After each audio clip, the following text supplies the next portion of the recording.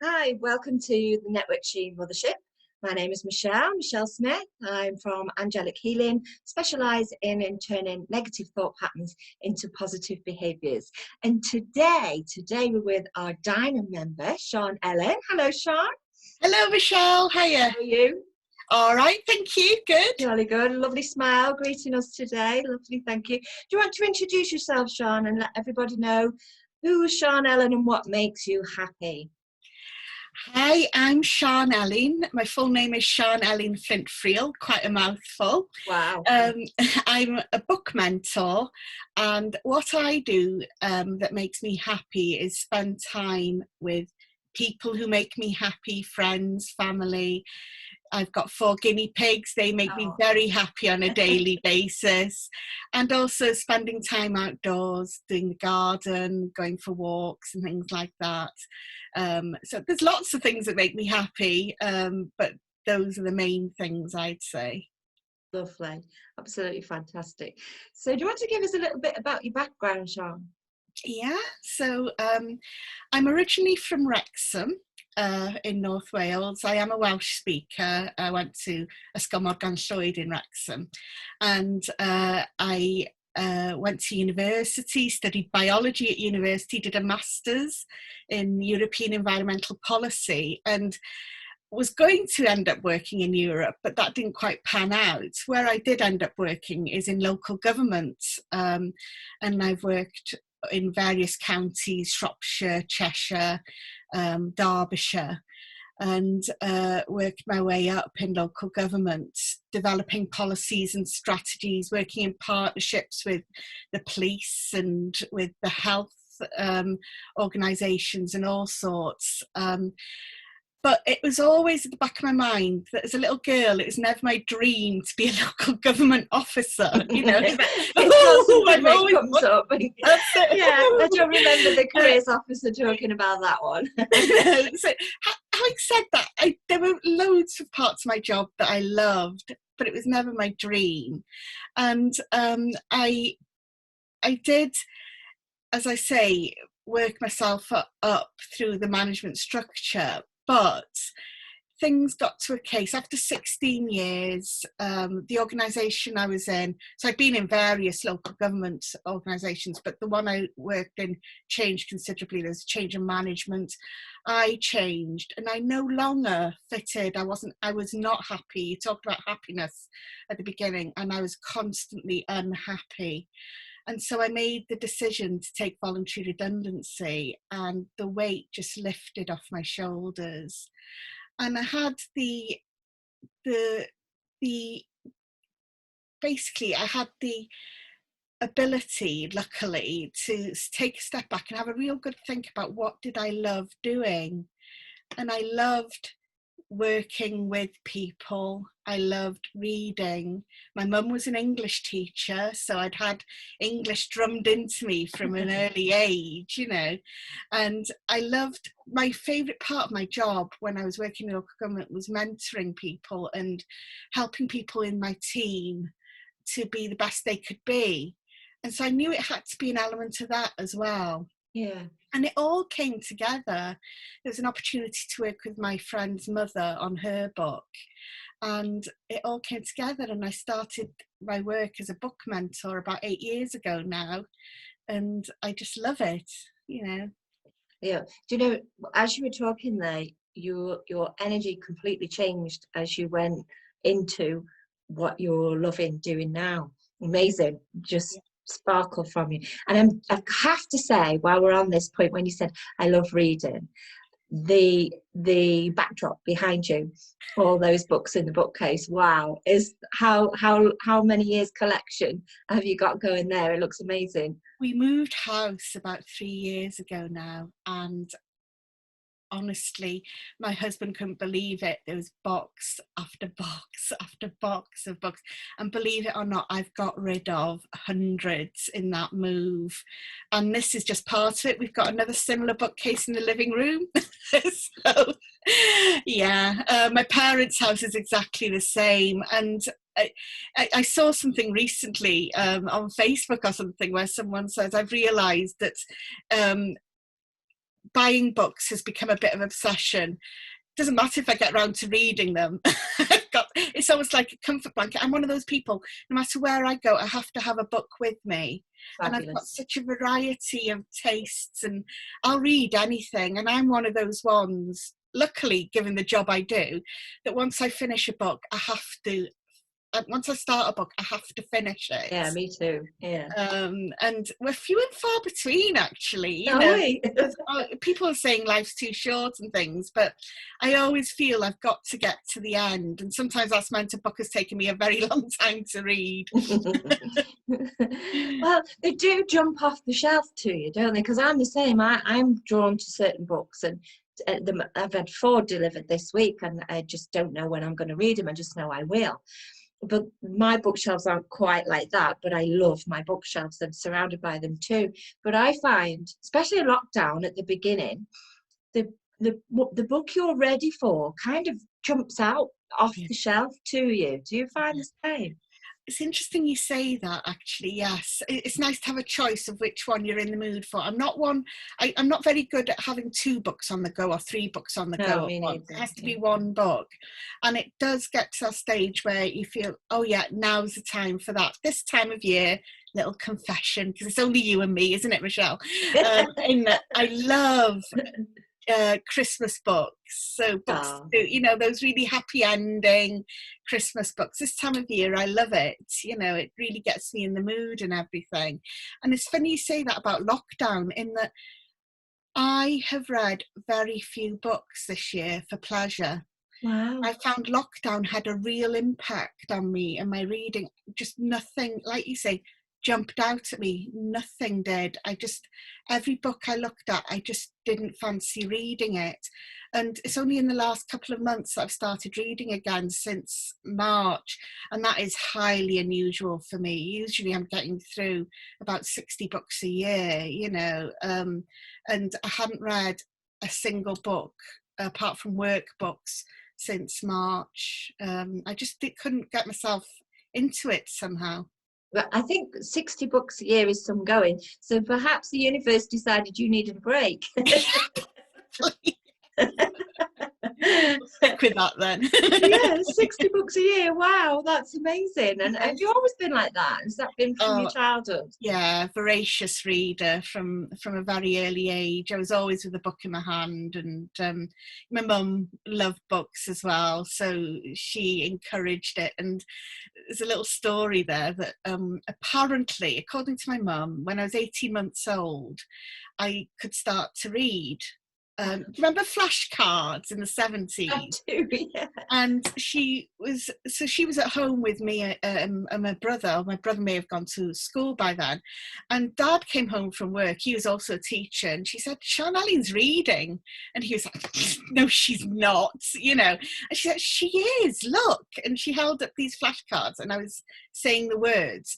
And Dad says, oh, she's just memorized the order. So he mixed them up. And yeah, so apparently I was reading at that young age, and then I just continued. It's so lovely, isn't it, to just, even if it's a non-fiction book, when someone's put their whole energy into a book and their heart into it, it's such an honour to then be able to read their words, I think. And especially if you're familiar with the author, as you're reading, I mean, the power of visualization is amazing, but I tend to hear them. I can hear their voice as I'm reading their book, and I love that. But I use visualization quite a lot, and I always use the example, when we read a book, we are visualizing the characters and the scenes. And sometimes when we go to the cinema, if the book's been released as a film, we can be disappointed because our imagination perhaps has perceived those characters to be more exciting. And that is the power. I love the power of reading. It's amazing. Just listening to you there talking about your childhood, reading from such an early age, I don't think it's any surprise that your career went off in that direction with your study. The position that you had, but how lovely. Do you want to talk about how you made that transition from making the decision to saying, you know, I don't, there's something missing, I don't love this anymore. What took some time out for, you know, what it was you wanted to do, and it's staring at you the whole time. You know, as you just talked about it, it was shouting at you. So you must feel now you're at home. Then you found. Yeah, What that's a lovely way to doing. put it, actually. It does feel very much like that. It feels like I found, and it's the various elements, because reading is just part of it and words are part of it. And I do love words as well, just in general, the use of words. But as well, it's the helping people, the mentoring people, seeing them develop as well. That's another huge element of what I do. And seeing people come to me, especially with non-fiction books, they've always wanted to write a book about their business maybe, or their expertise, but haven't got a clue where to start. But I couldn't possibly write a book. And starting working with them and seeing them grow from month to month and start having faith in their own abilities, I love that. But and you become a counsellor, because it's like anything where you're seeing someone on a monthly basis and they're pouring out their heart onto a page. You're with them through their highs and lows as well. And again, it's an honour, you know, to be by their side and to help them through that. And I love that as well. It's amazing business then, what you've created. What's the name of your business? Tell us about how you got into it and what you actually do.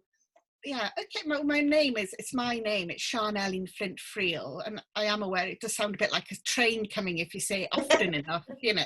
But yeah, it's Sian Elin Freel, book mentor, editor and proofreader. And so what I do is I help people at any stage, and it's that dreaded J word journey of their book writing journey. So it could be someone who's already written a book, who's published it, but no one knows about it. So it's helping them get the word out there and knowing how to publicise their book, and so that people do buy it. But also, as I said, people who have always wanted to write a book and don't know where to start. And with that, the way we start with that is a mind mapping session, and you can do it online, which I've discovered since lockdown, where you just do a big mind map of all the main things that they want to get out in their book, and then all the things they want to cover under each of those topics. So you've got it all on one page. It makes it feel a lot more manageable, because you realise how much is in your head and you've got it on a page. And also it then feels, okay, so it's not tomorrow I'm sitting down and I'm writing my book. I am writing that part of the mind map. And it just feels like something that's doable, you know, so you're more likely to sit down and do it. Absolutely. Yeah, because even just describing that, it's just took all the mammoth task of, oh my God, writing a book. Yeah. Huge undertaking. Yeah, because I suppose when you've got so much to say and it's all whizzing round, is where do you start? Where does it come from? Because it all needs to come out. I quite often say, I wish I had a pen drive that I could pop in my temple and just take all this information and put it in the computer. But there's ways of doing that, you know, just jotting notes down. That mind map is a great way of just putting it down on a page. And it, you know, it's a case of putting it down there, and let's look at who do you want to help, who is your audience, and then, you know, that helps you refine it a bit. And you know, you start thinking, okay, so what other elements do I want to bring in? Does that bit fit in? And it's all there for you. You can put it up on your walls, so you'd like a vision board in a way. You can keep adding to it, you know, all those sorts of things, and it just makes it feel like something you can do. And it's such a lovely process, that bit. But I also work with people there's one lady who's been writing her book for 20 years and she'd not got anywhere with it. And so it was a case of getting it out of the drawer. Let's start looking at it. Let's edit it, get it to its right stage, and then I can help them through the self-publishing process as well. I can help them in terms of looking to try and find an agent, and as I say, the marketing as well, which doesn't start when you finished your book. It starts when you start writing your book. You need to build up your audience. So, you know, I work with people at all different stages of their book writing journey, and that's what makes it so exciting and so interesting. You know, for that short period of time, I become an expert in a certain field by reading this book over and over again. Of course, I forget as much as, well, much more than I ever put in, but for a while I know a little bit about all these different things, you know. Wow, and fascinating. That's incredible, because Yeah. you're wearing so many different hats. Exactly, and it helps.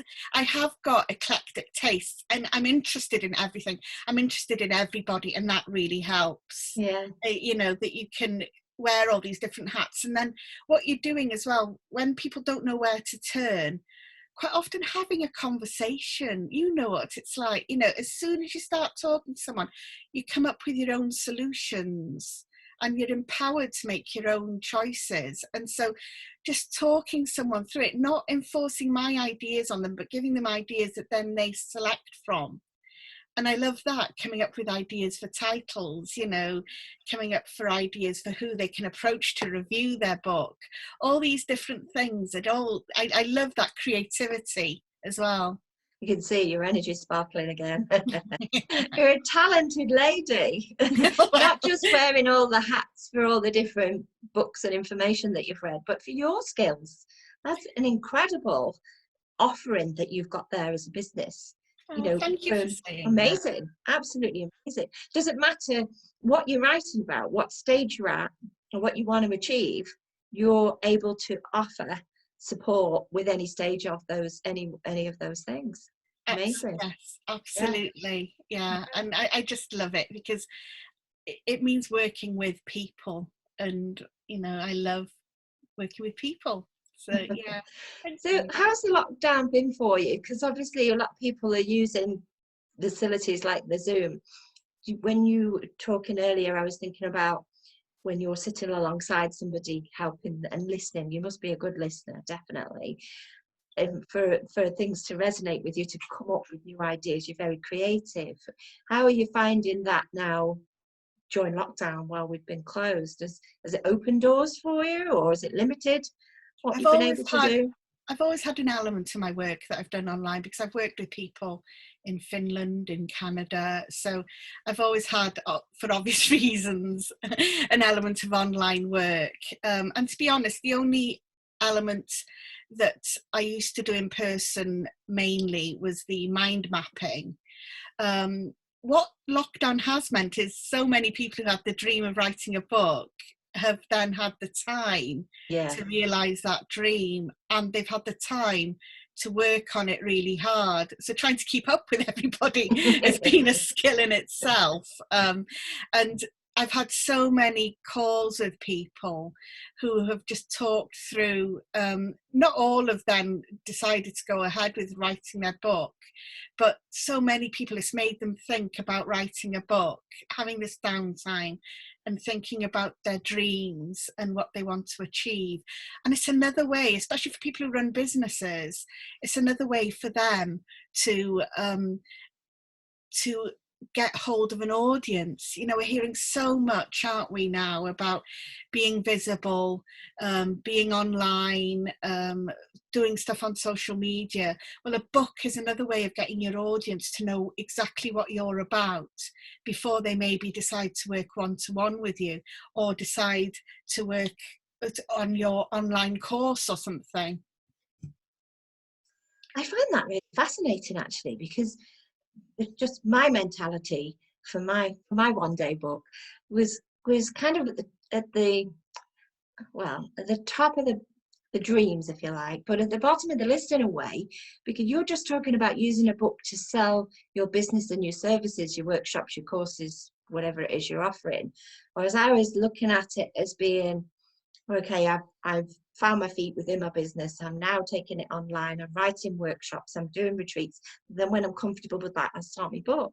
But you're absolutely right. It's a way of speaking to that audience to say, I'm here, this is what else I do. And it's That's amazing. fascinating. It's amazing how writing a book helps you in terms of your own business development and your own business structure and your provision, because as you're writing, and we're talking a lot about non-fiction here, but you know, it's a big part of my work. But as you're writing, it makes you're asking questions of yourself that then translate into what you're providing, who your audience is. You know, are you providing what they're wanting? Are you using the language that attracts them? And it makes you think all these things, and it does make you take a step back from your business. Yeah. And and look at it in a different way. Oh, fantastic. That's just flipped the whole thing for me. I would never have looked at it like that before. There's so many golden tips. We need to keep you on the screen all day. And you're so modest. You're really modest. Oh yes, because I've worked in Finland, and you know, just like this, just throws it in. Amazing, absolutely amazing. So, have you written a book yourself? No, and this is something that everyone asks. I've helped people a lot more in their books than others, so some have needed a lot more support. But I did make me think about this actually. I did wonder. So why is it? And it's not something that I'm saying I'll never do. I'm not saying that at all. But I do like being that support behind the scenes rather than being that person to the foot. Weirdly, I'm here on video with you. It's going to be shared, and I'm saying that. But I do prefer to be the Wizard of Oz in the background rather than being at the forefront. And it was funny because one of my clients had hit a stumbling block a couple of years back, and she did like a visualization session with someone to figure out what that stumbling block was. And what she was saying is, writing the book at that stage felt like trying to climb a sand dune.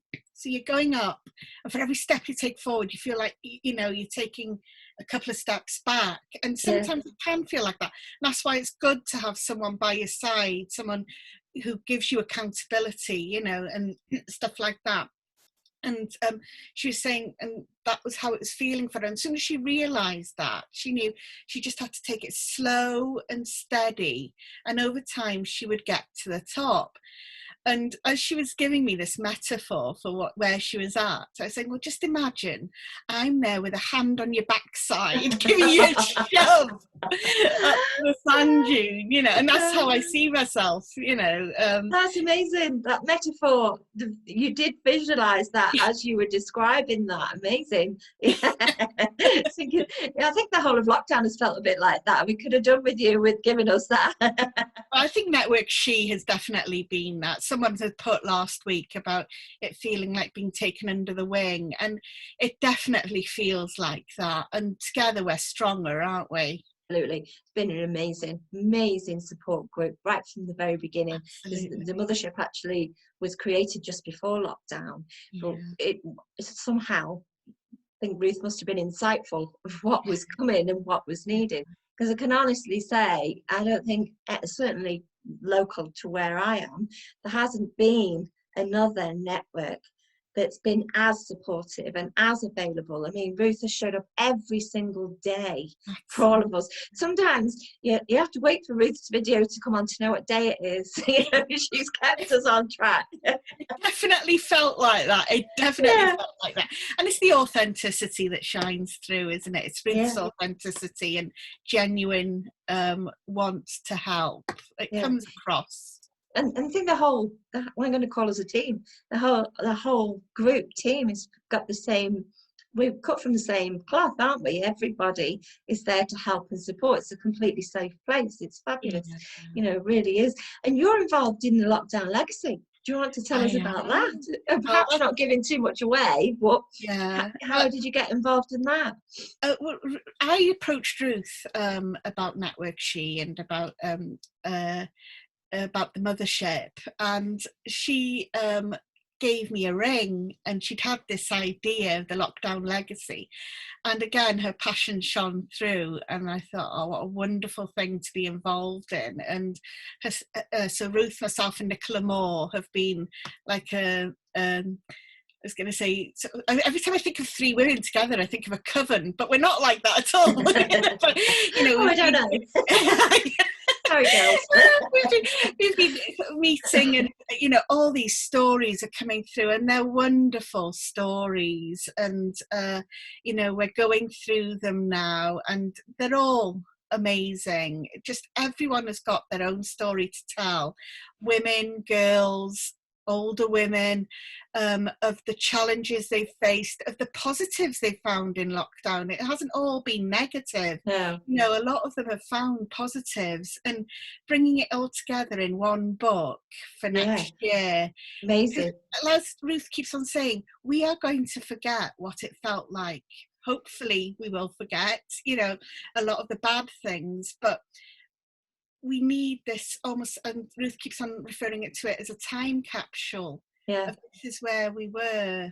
And it's going to be a beautiful book. So I'm helping pulling it together with Ruth and Nicola, and I'm loving everything. They're two wonderful people, so couldn't think of two better people to work with. Make a great team. More like Sisters Sledge, I'd say. Oh, yes. Absolutely. Soul sisters. Almost started singing Frankie then. There must be so much emotion coming out when you're reading. I know when I submitted my page for the lockdown legacy, it was quite funny because we often joke with Ruth about me never having a word count. You have to keep my eye on the time, because I would just go and go and go, and that was the same when it was 500 words. I was like, that's an intro. So I had to keep it going, but just being reflecting, putting pen to paper, and it just flowed. But you know what? I stopped on exactly 500 words. I was like, yes. I couldn't have done that if I'd planned it. No, you obviously had your inner clock working. You weren't aware of it. Yeah.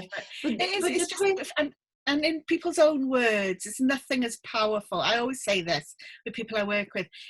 They need to use their own voice. I can guide them, but they need to use their own voice. It's so much more powerful. Yeah. There must be a lot of emotion pouring out on those pages.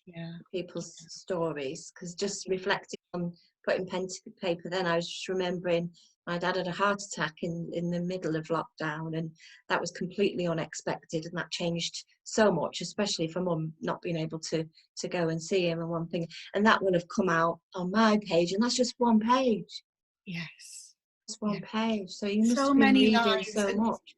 Because you always, I don't know if you're anything like me, but if you're in a plane or even on a bus and you're passing all these houses and you're thinking, what's going on in there, what's going on, and all these different lives, and they've all, the number of women who said to me, well, I haven't got anything to tell. I said, well, what about when back in June you did that, or that happened?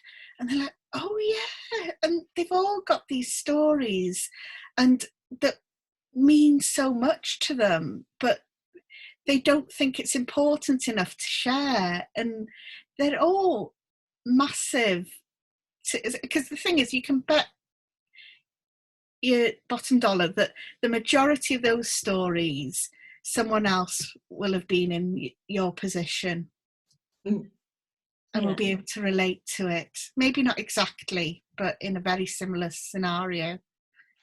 Well, your journey is somebody else's survival kit. Yeah. But there's a bit of imposter syndrome there in all of us, isn't there? It's like, who's interested in what I've got to say? Why should I put myself forward? Absolutely. And you mentioned, golden tips earlier, and that would be one of mine, is to try and silence that inner editor, your inner critic. Just start writing. The thing is that it doesn't matter. If you decide no one's to see it, doesn't matter. Just start writing, getting things down, and you will develop your talents. And believe you me, the number of people who think that no one wants to hear what they've got to say, and yet so many people want to hear what they have to say is amazing. You know, it's massive. It's We all massive. have a good story, don't we? We do. And we're all so interesting, aren't we? You know, yeah, this is what your series is about, your conversations. Yeah. Is getting to understand people and get to know them a bit better. Yeah. People buy off people. And I think and people are fascinating. Yeah, the conversations are, you know, we've all been used to networking in a different fashion, where we'd have our professional pitch and it's almost uniformed, isn't it? You put that head on and you recite your pitch, and that's my sales head, if you like, that's who I am. And as people, we do tend to introduce ourselves as what our role in life is in work mode, rather than who we are as a person. Yeah. You know? Yes. I think this has allowed us to really get to know the real people, and there's something more memorable about understanding and knowing the personality, to make the association then with the business. It's like, oh, that's the lady that da, da, da. Yeah, absolutely. It's going to be amazing energy once everybody's able to meet for Network She, and we're back in the room. I keep saying this, but I'm so excited about it, that, you know, that connections that we've made, be it online, they're true connections, aren't they? Yes. Yeah. I think so. And it will have got rid of, I don't know about you, but there have been times when I've been to networks before, and I've gone up to someone thinking I've met them before and know them, but it's only because I've seen them on Facebook loads. So at least we've got the excuse now. I feel that the majority of new people will be people we've met through social media. Yeah. But yeah, it does. And it's that whole thing, isn't it, about, you know, you're seeing me in my home. And it's a bit different, isn't it, than actually being in a place where you've dressed up to go out. Yeah. And so I don't know what you've got on your bottom halves there, but I would know if I saw you face to face. Not telling. Same here. A big fan of being in comfort. Absolutely. There is that. And again, one of the positives of lockdown. Yeah. Oh, fantastic. Well, have you any more tips to share with us? Because they were fabulous, but I just don't want you to go. It's coming up to that time, and I'm enjoying the conversation so much. I'm absolutely fascinated and very impressed. In terms of books, but it's much wider in terms of your business. It's knowing your reader, knowing your audience, and it is that marketing tip of being really precise about who your reader is. And I know a lot of people say, oh, but it could be anybody could be helped by my book. I know that, but defining your reader doesn't make it that no one else would buy it if it isn't Anna, who's 47, who lives in Cheshire.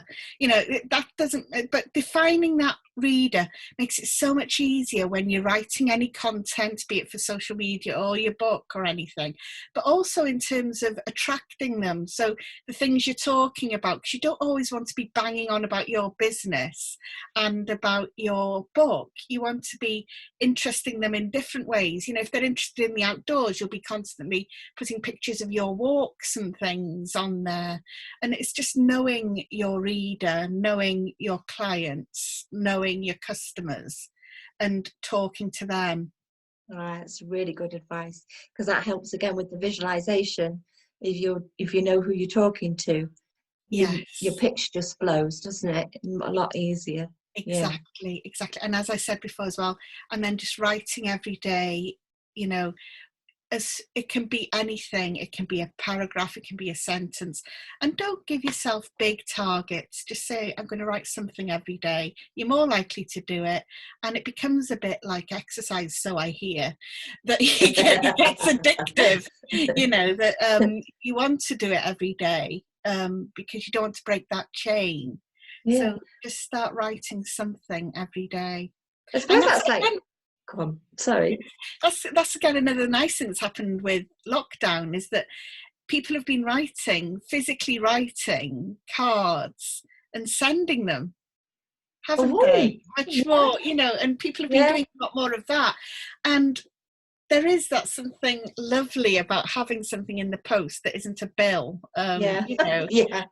just a little postcard or a card. I've had some lovely cards from people, and it's made my day. You Yeah, it know. does. Yeah, Ruth does that when we've done the Fizzy 5K, and she sends the medal in the post with a handwritten card. It's a lovely touch. Yeah, you're Oh, she sent me the most wonderful card with a guinea pig on it. It's Oh. like it's still up on our bookcase downstairs because I love it so much. I'm going to have it framed actually because I love it so much. So yeah, it is that personal touch. But yeah, write every day.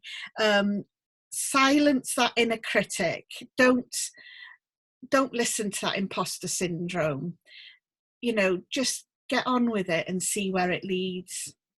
I was going to say, well, that's brilliant. I was going to say, if you get, like you say, addicted to exercise, addicted to enjoying wanting to write something every day, that must feel like the same as when you've got hold of a good book that you don't want to put down. You want to keep picking it up to get to the end. It's the same kind of thing.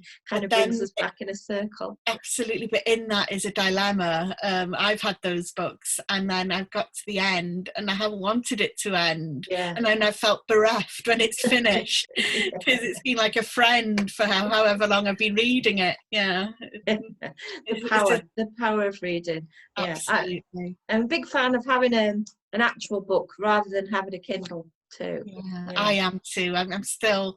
I do read ebooks, but I don't enjoy them as much as physical books.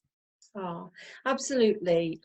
Thoroughly enjoyed meeting you, Sian Elin. Fabulous, amazing talent that you've got there to offer. You need to shout a bit louder this video. I hope we play it every day. You're going to reach so many people.